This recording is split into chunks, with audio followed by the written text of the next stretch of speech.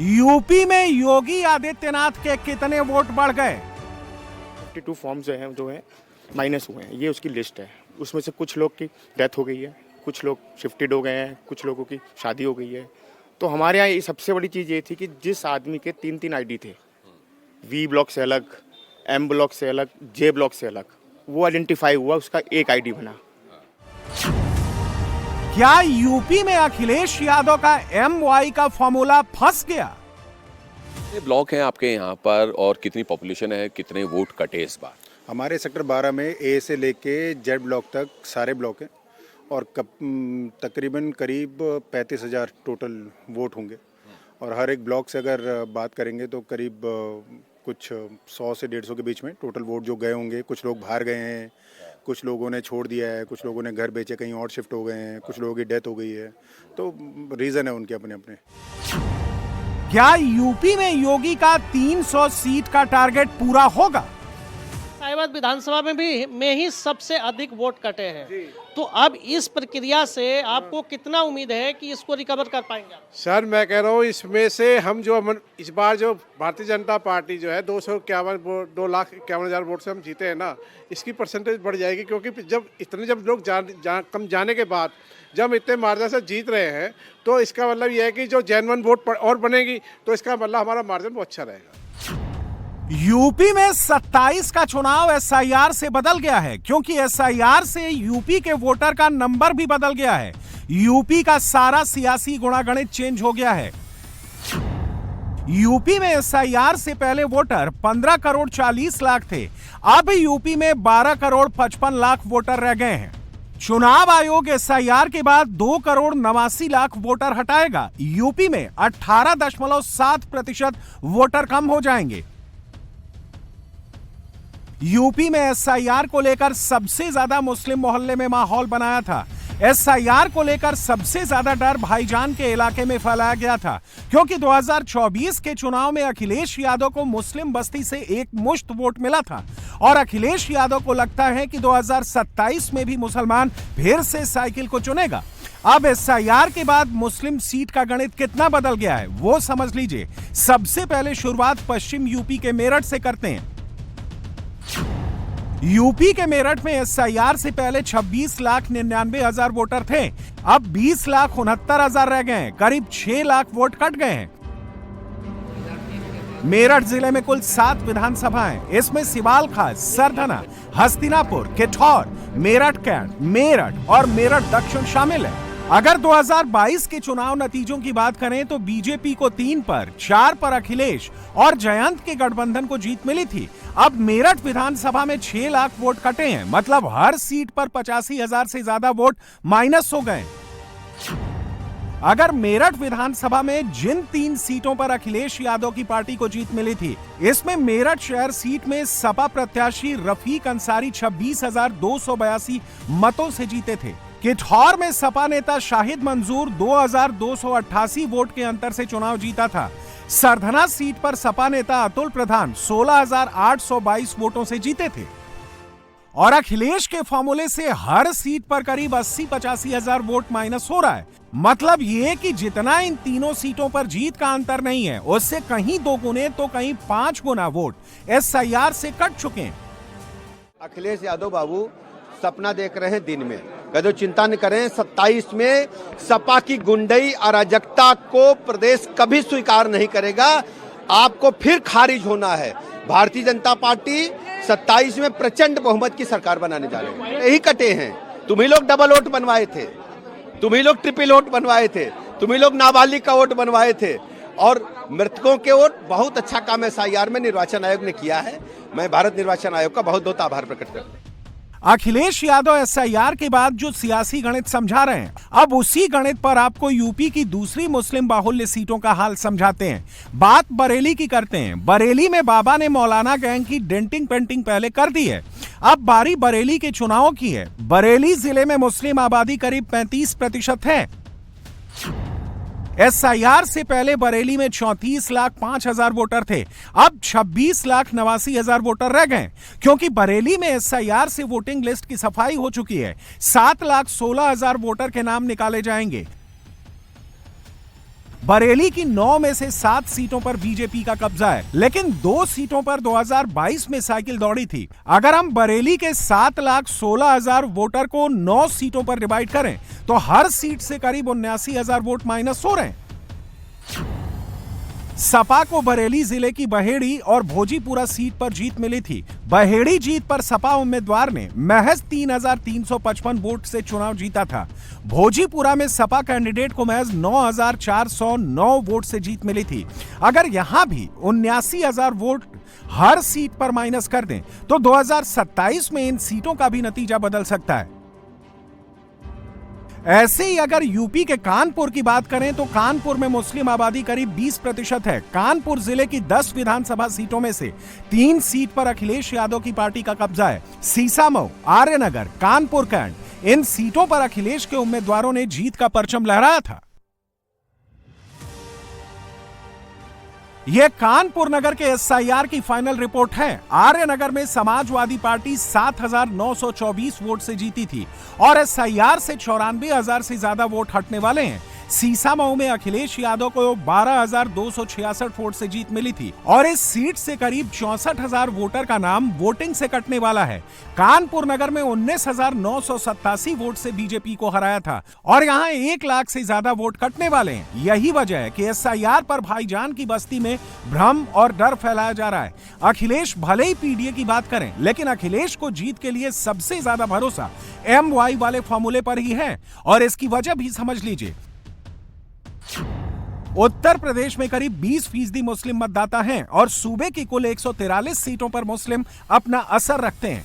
इनमें से 70 सीटों पर मुस्लिम आबादी 20 से 30% के बीच है, जबकि 73 सीटें ऐसी हैं जहां मुसलमान 30% से ज्यादा है। राज्य की करीब 3 दर्जन ऐसी विधानसभा सीटें हैं जहां मुस्लिम उम्मीदवार चुनाव जीतते रहे हैं और करीब 107 विधानसभा सीटें ऐसी हैं जहां मुस्लिम मतदाता चुनाव नतीजों को हमेशा प्रभावित करते रहे हैं। ऐसा नहीं है कि एसआईआर से नाम मुस्लिम मोहल्ले या मुस्लिम बाहुल्य सीटों पर कटे हैं या सिर्फ उन सीटों पर कटे हैं जहां अखिलेश की पार्टी को जीत मिली है। एसआईआर में हर जिले और हर विधानसभा सीट के वोटिंग लिस्ट का शुद्धिकरण हुआ है। यह यूपी के महोबा की फाइनल एसआईआर रिपोर्ट है। महोबा जिले में 2 विधानसभा सीट हैं और इन दोनों विधानसभा सीटों पर बीजेपी का कब्जा है और यहां भी वोटर का नंबर कम हुआ है। महोबा में 45,000 से ज्यादा और चरखारी में करीब 40,000 वोटर के नाम मतदाता सूची से हटाए जाएंगे। इसी तरीके से यूपी के मुजफ्फरनगर में लगभग 3.44 लाख मतदाताओं के नाम सूची से हटाए जाएंगे। आगरा में एसआईआर के बाद वोटर लिस्ट में से 8.38 लाख नाम हटाए जाएंगे। इसी तरीके से रामपुर में लगभग 3,21,388 नाम वोटिंग लिस्ट से कट जाएंगे। एसआईआर से यूपी में सबसे ज्यादा नाम शहरी जिले या फिर बड़े जिलों में कटे हैं। उन जिलों में कटे हैं जहां बीजेपी का कब्जा है। लखनऊ, नोएडा और गाजियाबाद और प्रयागराज का नंबर सबसे ऊपर है। लखनऊ जिले में एसआईआर के बाद 12 लाख वोटर कम हो सकते हैं। लखनऊ जिले में 9 विधानसभा सीट हैं। इसमें 7 सीट पर बीजेपी और 2 सीट पर समाजवादी पार्टी का कब्जा है। से चल रहा है, लेकिन अगर लखनऊ की हम बात करें तो 70% एसआईआर फॉर्म ही भरे जा सके हैं। इलेक्शन कमीशन की जो डाटा है वो बताता है कि लखनऊ में करीब 40 लाख वोटर्स थे पहले, लेकिन 28 लाख के फॉर्म आए हैं। करीब 70% एसआईआर फॉर्म भरे जा चुके हैं। इसमें सबसे टॉप पे मलिहाबाद है जहाँ 83% एसआईआर के फॉर्म भर गए हैं। फिर उसके बाद मोहनलालगंज है, वहाँ भी 83% भरे गए हैं। बख्शी का तालाब 78% भरे गए हैं। सरोजनी नगर में 69% है। लखनऊ वेस्ट में 70%, नॉर्थ में 61%, सेंट्रल जो मध्य जिसको लखनऊ मध्य कहते हैं विधानसभा की सीट वहाँ 65%, ईस्ट पूर्वी लखनऊ पूर्वी 63% और लखनऊ कैंट में 61%। तो अब ये फिगर्स आई हैं और इलेक्शन कमीशन का कहना है कि अब जब फाइनल ड्राफ्ट आएगा तो पता चल पाएगा कि लखनऊ में कितने वोटर्स कट गए। इस तरीके से अगर गौतम बुद्ध नगर और प्रयागराज की बात करें तो गौतम बुद्ध नगर में 4,48,000 वोटर कम हो सकते हैं। गौतम बुद्ध नगर में 3 विधानसभा सीट है, नोएडा, दादरी और जेवर, और इन तीनों पर बीजेपी का कब्जा है। प्रयागराज में 11,58,000 वोटर लिस्ट से हट जाएंगे। प्रयागराज में 12 विधानसभा सीटें हैं, एनडीए के पास 5 हैं, लेकिन 7 सीटें समाजवादी पार्टी के पास हैं। अब बीजेपी को एसआईआर से नुकसान होगा तो नंबर अखिलेश की सीटों का भी कम होगा।